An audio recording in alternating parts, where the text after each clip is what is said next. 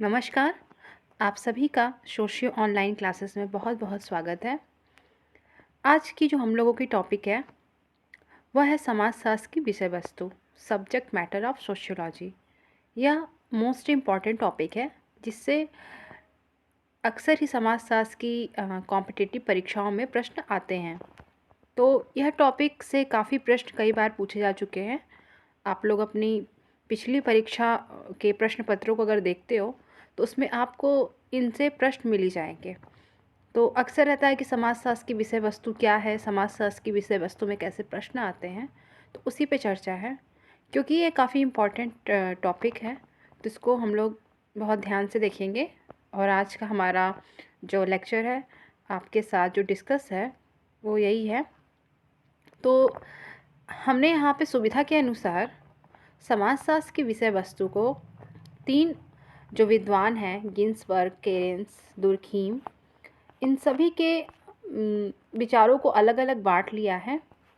किसने कौन से विचार दिए हैं इसी के उसमें हम लोग बात करेंगे, कॉन्टेक्स्ट में बात करेंगे। क्योंकि ये काफ़ी इम्पॉर्टेंट है और इससे प्रश्न कैसे पूछता है, क्या प्रश्न पूछता है, उसके बारे में भी चर्चा करेंगे।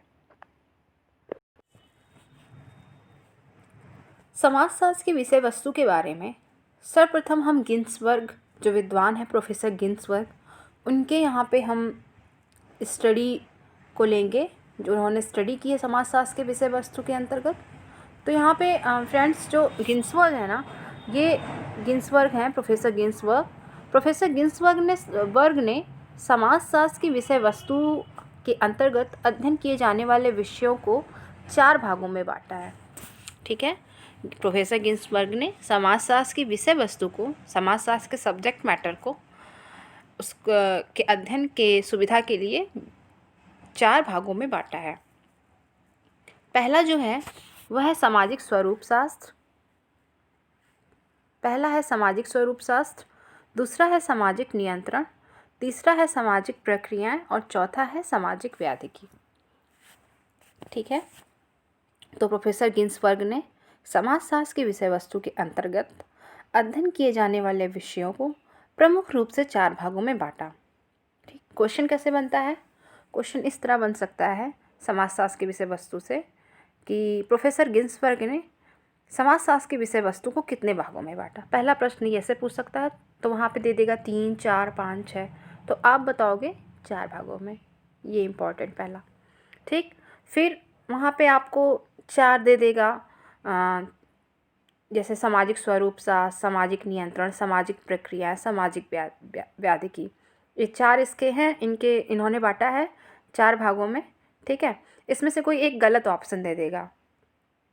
जैसे यहाँ पे सामाजिक स्वरूप शास्त्र, सामाजिक नियंत्रण, सामाजिक प्रक्रियाएं और सामाजिक व्याधिकी की जगह सामाजिक शरीर शास्त्र दे दिया, तो उसमें से एक कट हो गया, नहीं उसमें से वो गलत हो गया।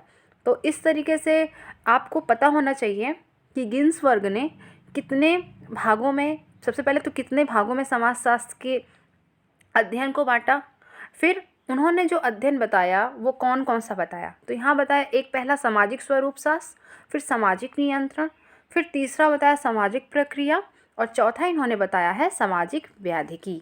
तो ये इम्पॉर्टेंट है, काफ़ी इम्पॉर्टेंट है और ये विचार गिन्सबर्ग के हैं।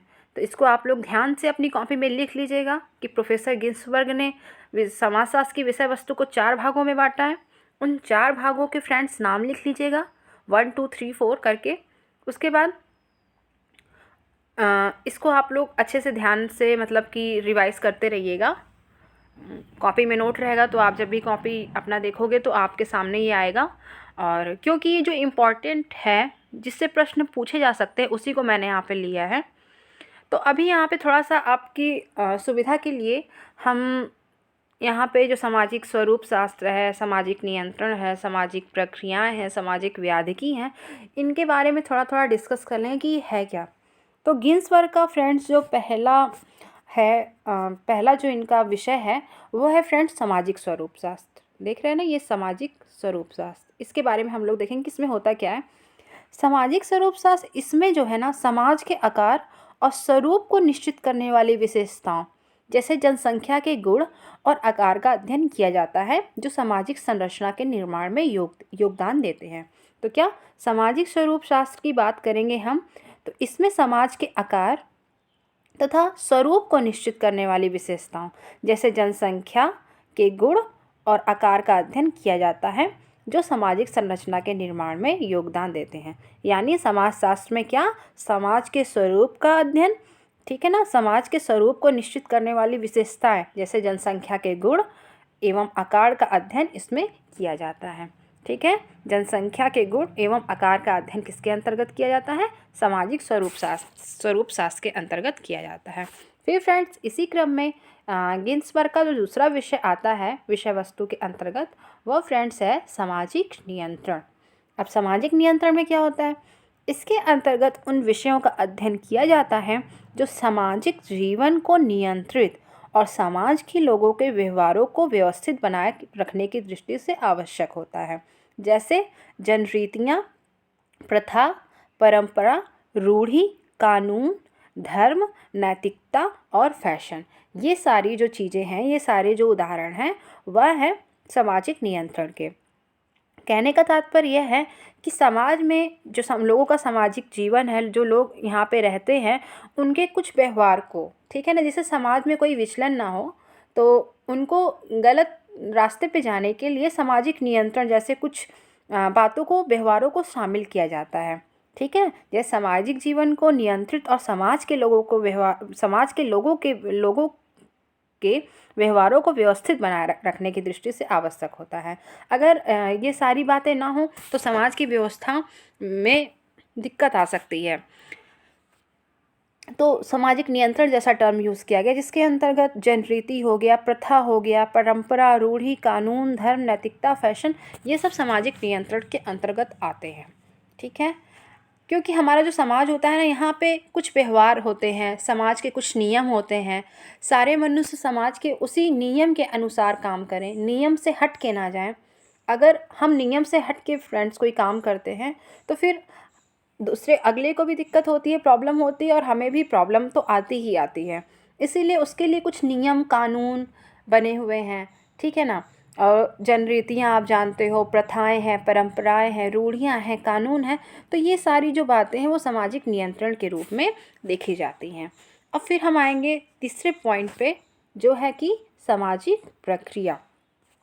सामाजिक प्रक्रियाएं, अब इसमें क्या होता है, इसमें व्यक्तियों और समूहों के बीच होने वाली विभिन्न अंतरक्रियाओं का अध्ययन किया जाता है।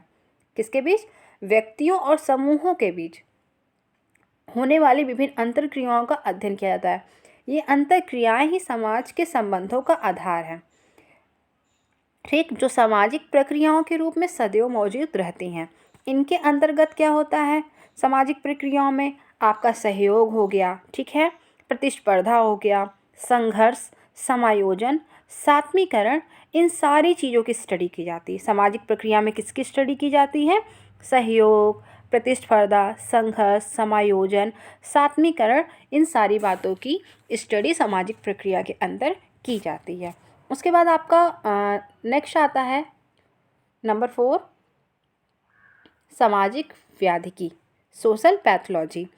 इसमें कह रहे हैं कि समाज को विघटित करने वाली एवं सामाजिक समस्याएं उत्पन्न करने वाली परिस्थितियों या दशाओं का अध्ययन किया जाता है। मतलब कहने का है कि ऐसी कौन सी परिस्थितियां हैं, ऐसी कौन सी सिचुएशंस होती हैं जो समाज में समस्याएं उत्पन्न करती हैं। एग्जाम्पल के रूप में अपराध हो गया, बाल अपराध, निर्धनता, बेरोजगारी, व्यक्तिगत विघटन और सामूहिक विघटन, ये सब किस में आते हैं, सामाजिक व्याधिकी के विषय के अंतर्गत आते हैं। तो फ्रेंड्स, ये प्रोफेसर गिन्सबर्ग ने समाजशास्त्र की विषय वस्तु के अंतर्गत अध्ययन किए जाने वाले विषयों को बताया, जो कितने हैं, 4 हैं। सामाजिक स्वरूप शास्त्र, सामाजिक नियंत्रण, सामाजिक प्रक्रियाएं और सामाजिक व्याधिकी। इसको आप लोग कॉपी में लिख के अच्छे से रिवाइज करते रहना, क्योंकि इससे काफ़ी प्रश्न पूछे जाते हैं। अब प्रश्न कहाँ से एग्जामिनर पूछेगा वो हमें और आपको तो पता नहीं है। इसके लिए जो सिलेबस हमें मिला हुआ है, उस सिलेबस में हमें जितने विद्वान हम देखते हैं, समाजशास्त्रियों को देखते हैं, उनको ध्यान से पढ़ना और उनका टाइम पे रिवीजन करना ज़रूरी होता है। ठीक है, तो अब ये हो गए प्रोफेसर गिन्सबर्ग के विचार। प्रोफेसर गिन्सबर्ग ने जो समाजशास्त्र की विषय वस्तु बताई थी उसको हमने देखा। उसके बाद अब हम लोग आएंगे केरेन्स के विचार पे। ठीक है फ्रेंड, इसी तरह जो केरेन्स हैं, केरेन्स ने समाजशास्त्र की विषय वस्तु को 6 भागों में बांटा है। तो आप तो समझ रहे हो ना कैसे इसको भी करना है। जैसे आपने गिन्सबर्ग में देखा, प्रोफेसर गिन्सबर्ग उन्होंने 4 भागों में बांटा था, इन्होंने 6 भागों में बांटा है। केरेन्स ने समाजशास्त्र की विषय वस्तु को 6 भागों में बांटा। पहला है सामाजिक संगठन, दूसरा है सामाजिक संस्थाएं, तीसरा है सामाजिक नियंत्रण, चौथा है सामाजिक परिवर्तन, पांचवा है सामाजिक संहिता और छठा है मानवीय क्रियाएं। ये केरेन्स ने समाजशास्त्र की विषय वस्तु को 6 भागों में बांटा है। अब प्रश्न कैसे पूछेगा कि केरेन्स ने समाजशास्त्र की विषय वस्तु कितने भागों में बांटा? तो पहले वाली बात 5, 6, 7, 8 तो आपको पता रहेगा, तो आप सही टिक लगाओगे। आप बताओगे 6 भागों में केरेन्स ने बांटा है। फिर केरेन्स ने कौन कौन से 6 भागों में बांटा, कौन कौन सी चीज़ें बताई हैं? तो ये देखिए आप, पहला सामाजिक संगठन, दूसरा सामाजिक संस्थाएं, तीसरा सामाजिक नियंत्रण, चौथा सामाजिक परिवर्तन, पांचवा सामाजिक संहिता और छठवां मानवीय क्रियाएं। ये आप लिख लेना कॉपी में और इसे याद कर लेना। ठीक है, अब हम इनको 1 बाय 1 डिस्कस करेंगे। सबसे पहले आता है सामाजिक संगठन। सामाजिक संगठन, सामाजिक संगठन की बात की जाए तो सामाजिक संगठन के अंतर्गत परिवार, जाति, प्रजाति तथा और भी सामाजिक समूह और संगठन आते हैं। इन्हीं से मिलकर ही समाज का ढांचा निर्मित होता है। केरेन्स के अनुसार समाजशास्त्र में सामाजिक संगठन का अध्ययन किया जाना जरूरी है, आवश्यक है। फिर फ्रेंड्स आता है दूसरा सामाजिक संस्थाएं। सामाजिक संस्थाओं की बात की जाए तो आर्थिक, राजनीतिक, धार्मिक आदि संस्थाओं के द्वारा समाज में व्यक्तियों और समूहों की क्रियाओं को संचालित किया जाता है। ये संस्थाएं सामाजिक संबंधों और व्यवहारों को भी प्रभावित करती हैं।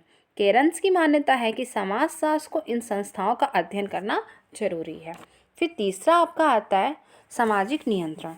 गिन्सबर्ग के समान केरेन्स भी समाज में व्यक्तियों के व्यवहारों को नियंत्रित करने वाले सामाजिक नियंत्रण के विभिन्न साधनों को समाजशास्त्र की विषय वस्तु के अंतर्गत शामिल करते हैं। फिर पांचवा आता है सामाजिक परिवर्तन। सामाजिक परिवर्तन में क्या है? समाज को भली भांति समझने के लिए केरेन्स सामाजिक परिवर्तन के अध्ययन को आवश्यक मानते हैं। सामाजिक परिवर्तन के विभिन्न कारक जैसे आर्थिक है, सांस्कृतिक, औद्योगिक आदि का अध्ययन समाजशास्त्र में किया जाना चाहिए। फिर आता है आपका पांचवा सामाजिक संहिता। सोशल कोड्स इसे बोलते हैं इंग्लिश में। सामाजिक संहिता को सोशल कोड्स भी बोलते हैं।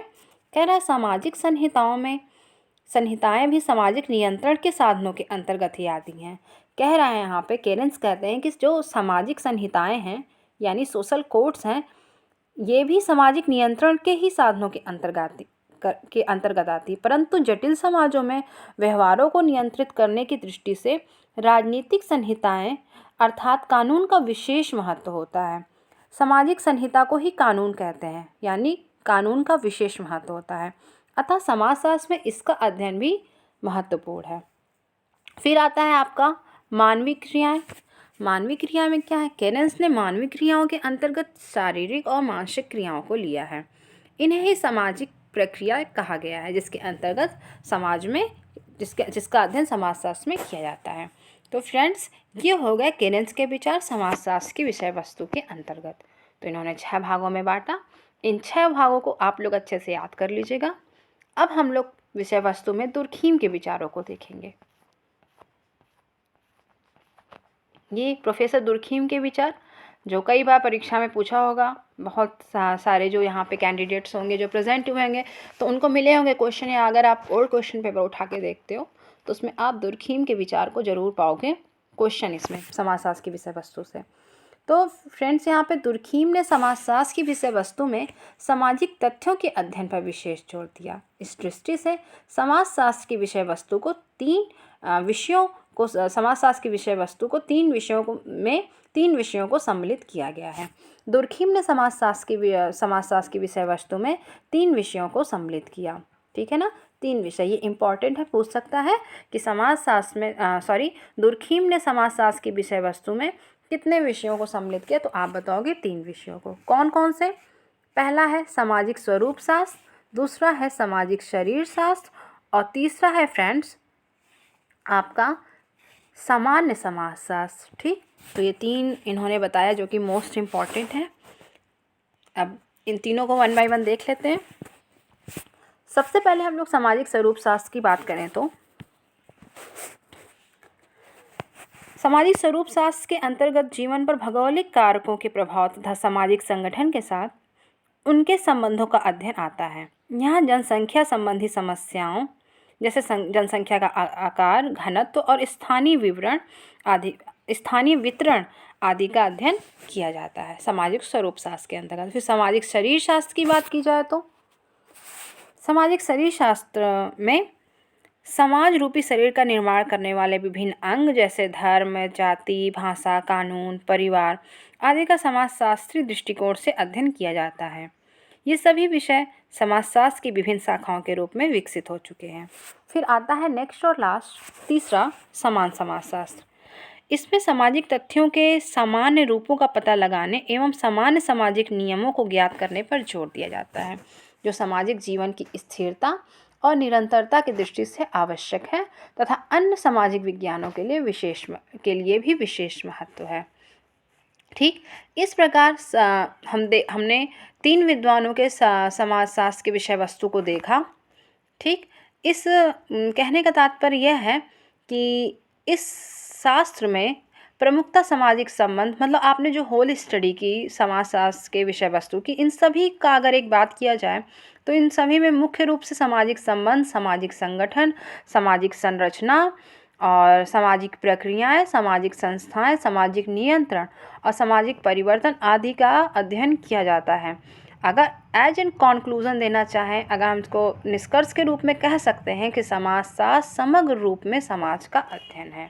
तो फ्रेंड्स, ये तीनों आप विद्वान जो यहाँ देखे हो, दुर्खीम को, प्रोफेसर दुर्खीम, कैरेंस, प्रोफेसर गिन्सबर्ग, ये तीनों विद्वान बहुत ही इम्पॉर्टेंट हैं और इनकी जो विषय वस्तु है इसको आप लोग कॉपी में नोट कर लीजिएगा और उसका रिवीजन करिएगा। आज के लिए बस इतना ही, और कोई भी आपको कन्फ्यूज़न हो या कुछ भी कोई क्वेरी हो तो आप कमेंट बॉक्स में कमेंट कर दीजिएगा, हम वहाँ पे देख लेंगे। और बाकी फ्रेंड्स, अगला वीडियो हमारा जल्दी आएगा और अपडेट्स के लिए आप चैनल को सब्सक्राइब कर लीजिए, जिससे आपको बाकी जो वीडियो हैं, ये सब इम्पॉर्टेंट वीडियो हम अपलोड कर रहे हैं परीक्षा के ही उससे दृष्टि से, परीक्षा के लिए ही सारे कुछ हैं जो भी हम कंटेंट तैयार कर रहे हैं। तो आप इसको सब्सक्राइब कर लेंगे तो आपको न्यू वीडियो की अपडेट मिल जाएगी। तो आज की वीडियो में बस इतना ही। अगर मेरा चैनल अच्छा लगा हो, आपको ये वीडियो अच्छा लगा तो सब्सक्राइब, लाइक और शेयर ज़रूर कीजिएगा। आप सभी का बहुत बहुत धन्यवाद।